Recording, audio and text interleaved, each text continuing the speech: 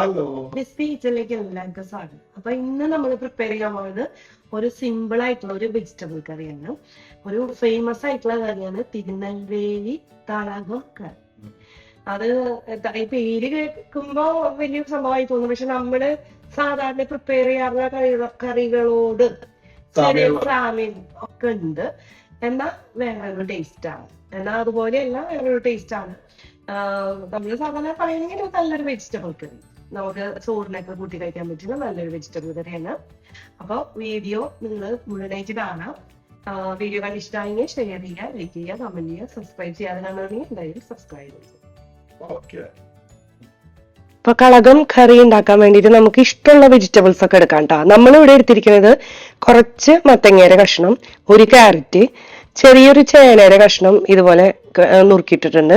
പിന്നെ എടുത്തിരിക്കുന്നത് ഒരു പൊട്ടറ്റോ, അതും ഇതുപോലെ ക്യൂബ്സ് ആക്കിയിട്ടുണ്ട്. കുറച്ച് ഗ്രീൻ പീസ്, അത് പച്ച ഗ്രീൻ പീസ് ആണ് കേട്ടോ. പിന്നെ വേണമെങ്കിൽ നമ്മുടെ കയ്യിലുണ്ടെങ്കിൽ മുരിങ്ങക്കായി എടുക്കാം. അതുപോലെ വഴുതനങ്ങ, അങ്ങനത്തെ സംഭവങ്ങളൊക്കെ നമുക്ക് ഉപയോഗിക്കാൻ പറ്റും. അപ്പൊ ഇത് നമുക്ക് വേവിച്ചെടുക്കാനുള്ളതാണ്. അപ്പൊ മുരിങ്ങക്കായും ഗ്രീൻ പീസ് ഒഴിച്ച് ബാക്കിയെല്ലാം നമുക്ക് കുക്കറിലിട്ടിട്ട് വേവിക്കാം. അപ്പൊ ഇതെല്ലാം ഞാൻ കഴുകി വെച്ചിട്ടുള്ളതാണ് കേട്ടോ. അപ്പൊ നേരെ കുക്കറിലേക്ക് ഇടാണ്.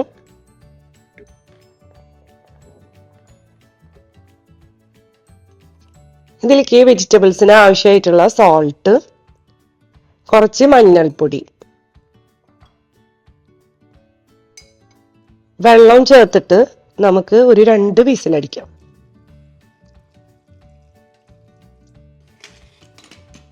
ഇതിലേക്ക് നമുക്ക് ഒരു കൂട്ട് വറുത്തെടുക്കാനുണ്ട്. 1 കപ്പ് നാളികേരം എടുത്തിട്ടുണ്ട്. ചനാദാലില്ലേ, അത് ഞാൻ 2 ടേബിൾ സ്പൂൺ. അതുപോലെ നമ്മുടെ ആവശ്യത്തിനനുസരിച്ച്, എരിവിനനുസരിച്ച് നമുക്ക് മുളക് എടുക്കാൻ. ഞാനിവിടെ ഒരു 8 വറ്റൽ മുളക് എടുത്തിട്ടുണ്ട് കേട്ടോ. അപ്പൊ ഇത് നമുക്ക് കുറച്ച് എണ്ണ ഒഴിച്ചിട്ട് ഒന്ന് ഫ്രൈ ആക്കി എടുക്കണം.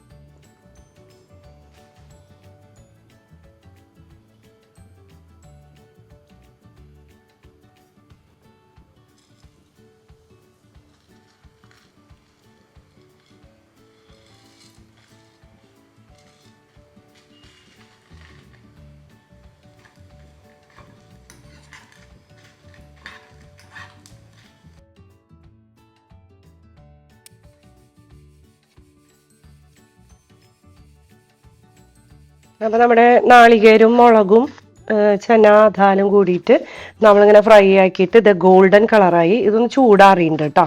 ഇത് നമുക്ക് അരച്ചെടുക്കണം. വെള്ളം ചേർത്ത് അരച്ചെടുക്കാം. അതിന് മുമ്പ് നമുക്കൊരു കാര്യം, നമ്മൾ നേരത്തെ കുക്കറിൽ വേവിച്ചിട്ടുണ്ടായിരുന്നു, അത് വെന്തു. 2 വിസിലടിച്ചു.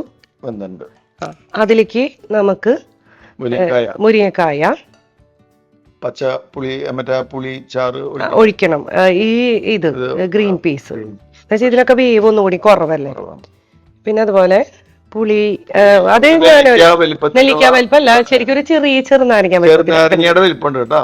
ആ വലിപ്പത്തിലുള്ള എടുത്തിട്ടുണ്ട്. അപ്പൊ ഒരുവിധം ഞാൻ പിഴിഞ്ഞ് വെച്ചിട്ടുള്ളതാണ്, ഒഴിച്ചു.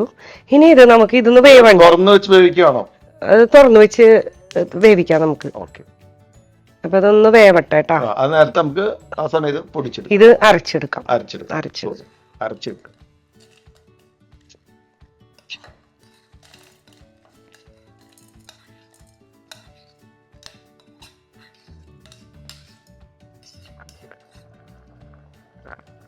ഇതിപ്പോ 3-4 മിനിറ്റ് ഇതിങ്ങനെ തളിച്ചിട്ടുണ്ട് കേട്ടോ. ഇനി നമുക്ക് ഇതിലേക്ക് നമ്മൾ അരപ്പ് ചേർത്ത് കൊടുക്കണേ. നന്നായി അരച്ചെടുത്തിട്ടുണ്ട് കേട്ടോ.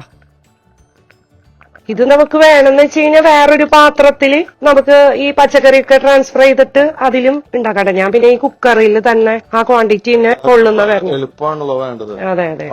പാത്രം ഞാൻ എടുത്തു വെച്ചിട്ടുണ്ടായിരുന്നു. പിന്നെ ഞാനിപ്പോ അതെല്ലാം ഇതിൽ തന്നെ ഇട്ടു. ഇതില് വെള്ളം കുറച്ചൊഴിച്ച് അതും കൂടി മിക്സ് ചെയ്ത് ആവശ്യത്തിന് തിക്നെസ്.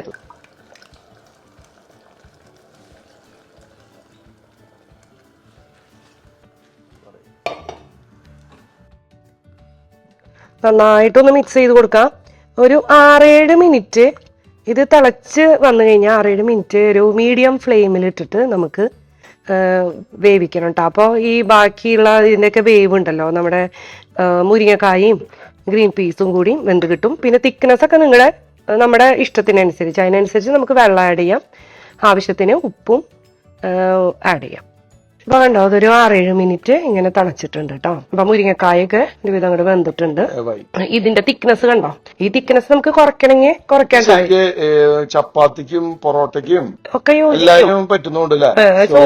എനിക്ക് ചോറിനാണ് കൂടുതൽ മാച്ച് തോന്നുന്നത്. വെച്ചാല് ഇത്തിരി പുളിയൊക്കെ ഇത്തിരി നിക്കണ ഒരു കറിയാണ്. പിന്നെ തിക്നെസ് വന്നാൽ നമ്മുടെ ചന ദാലും അതൊക്കെ ഇങ്ങനെ അരക്കല്ലേ, കോക്കനട്ടും കൂടി അരച്ചു വരുമ്പോ ആ ഒരു ഫ്ലേവർ ഉണ്ടാവും. അപ്പൊ ഇത് നമുക്ക് മാറ്റി വെച്ചിട്ട് നമുക്ക് ഇതൊന്ന് താളിച്ചൊഴിക്കണം.